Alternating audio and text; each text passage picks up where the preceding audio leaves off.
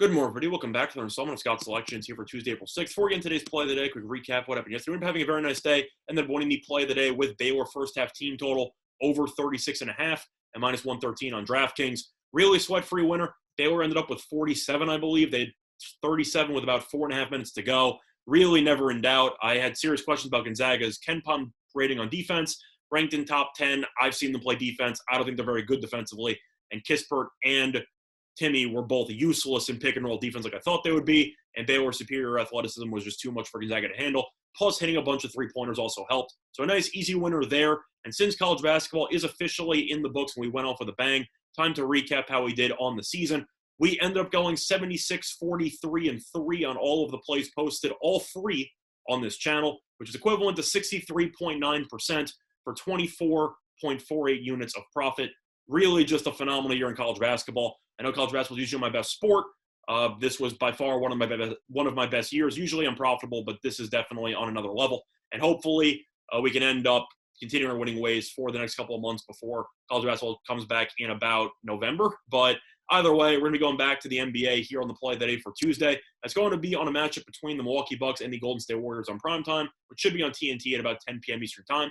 And for this matchup here, we're going to be laying the points here with the public favorite here, with the Bucks -6 and minus 118 on Fox Bet. Time recording of 3:21 a.m. Eastern time. Now, first of all, this line is most available at around 6.5. I saw it on BetMGM. I saw it on FanDuel. Saw it on DraftKings. However, Fox Bet still has 6 with just 8 cents of juice. I'll take the 8 cents there. I'll get the extra half point because of potential push draw. But I know this sounds very, very public-y, but I kind of have to do it because of the fact that these teams have been heading opposite directions for the last couple of weeks. And I do think Milwaukee's a much better team. And Milwaukee has won each of its last 3 games.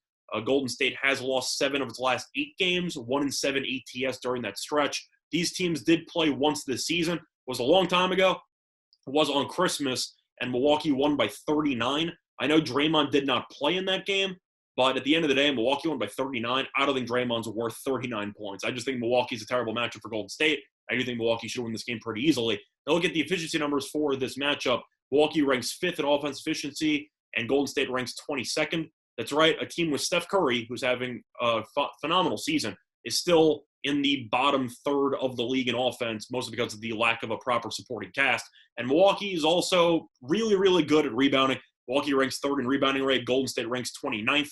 And that was pretty much the story in the first game, besides Milwaukee shooting about 55% from the floor. They also out-rebounded Golden State 68-49. Golden State's been one of the worst rebounding teams all season long.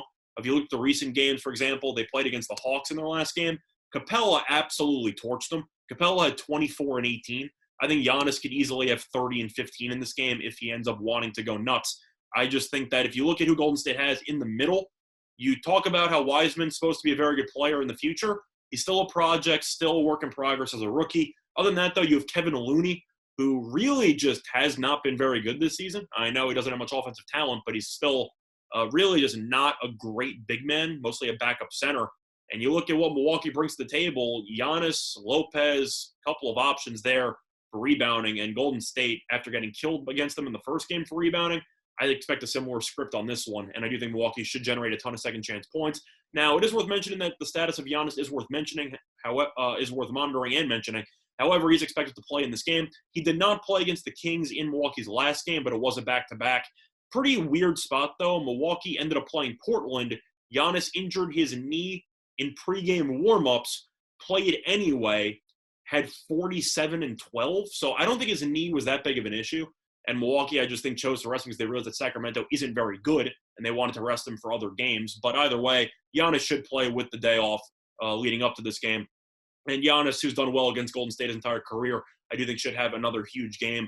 But also with Holiday, with Middleton, I just don't think Golden State has enough weapons, and I do think that Golden State will struggle to keep pace on the scoreboard. Now, looking at the actual trends in matchups between these two teams, the Bucks have dominated in recent years, even when Golden State was fully healthy with Clay and that dream team that they had for a couple of years there. The Bucks are 9-2 ATS in the last 11 meetings in Golden State, so they travel really well, and I do think Milwaukee should take advantage once again of this pretty weak Golden State team because of all the injuries and the lack of a proper supporting cast. And also, Golden State has really not been good at beating up on good teams. They have been good at beating up on the bottom feeders. Golden State in their last 9 games is 2-7 ATS versus a team with a winning straight-up record. So this team is awful against elite competition. And even though Milwaukee, you might be on the fence about for competing for a title or anything like that in the Eastern Conference, they're still a very good regular season team. And based on how Golden State's been playing, losing 7 of 8, and how Milwaukee has played lately, and how Giannis has definitely been an unstoppable force over the last couple of games, I think it's going to be a long game for Golden State. I think it is possible that Golden State keeps it close for about a half or so, but Milwaukee can also flip a switch defensively.